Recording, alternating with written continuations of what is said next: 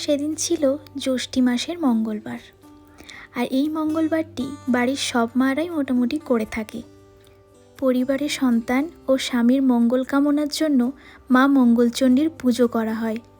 বিশ্বাস করা হয় এই ব্রত করলে সংসারে অশান্তি কমে, বিপদ দূর হয় আর পরিবার সুরক্ষা থাকে।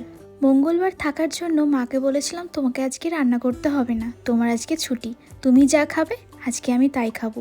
আজ বহুদিন হলো এভাবে চিড়ে মাখা খাইনি, তাই আমিও খেলাম, বেশ ভালো লাগলো, অনেক দিন পর খেলাম।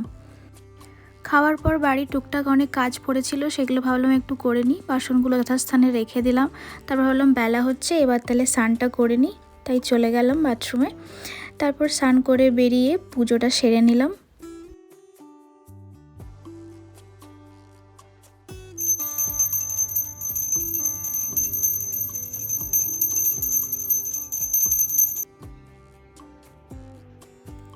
দুপুরবেলা একটু মুড়ি খেয়ে নিলাম, তারপরে যেই সন্ধে হলো একটু বেরিয়ে পড়লাম।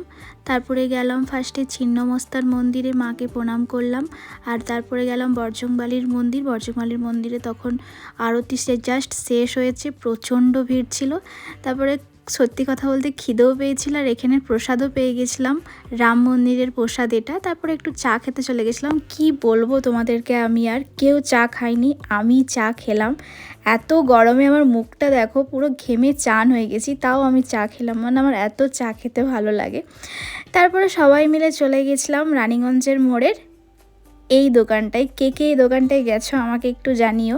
এখানে কুলারের হাওয়া খেতে খেতে সবাই বললো একটু লস্যি খাবো, তাই একটু লস্যি খাচ্ছিল সবাই মিলে। আমি কিন্তু খাইনি, ওই ওদের কাছ থেকে নিয়ে একটু আধটু খেয়েছি, বাট আমি এমনি খাইনি।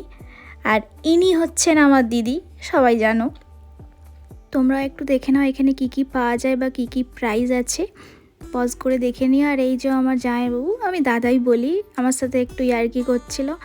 তো যাই হোক, এইভাবেই আজকের দিনটা শেষ করলাম। টাটা, আবার দেখা হবে নেক্সট কোনো ব্লগে।